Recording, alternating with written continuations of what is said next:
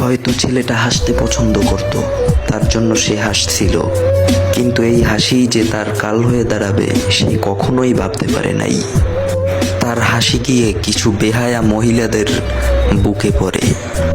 কিছুক্ষণের মধ্যে বেহায়া মেয়েদের কিছু চামচা এসে ছেলেটিকে হত্যা করে। আসলেই নারী জিনিসটা অনেক অদ্ভুত, এই জিনিসটাকে কেউ বিশ্বাস করবেন না। মারা যাওয়ার পর তার বাবার একটি হাজারি ছিল যে আমার ছেলের একটি হাত পা ভেঙে দিত, তারপর ওই মুখ দিয়ে আমাকে বাবা তো ডাকতে পারত। এখন আমি কার মুখ দিয়ে বাবা ডাক শুনবো?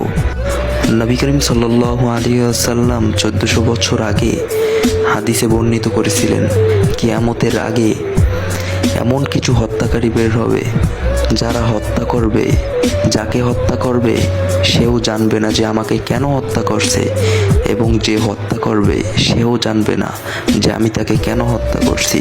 তাই মেয়ে মানুষের থেকে বিরত থাকুন, জীবন বরবাদ করে দিবে।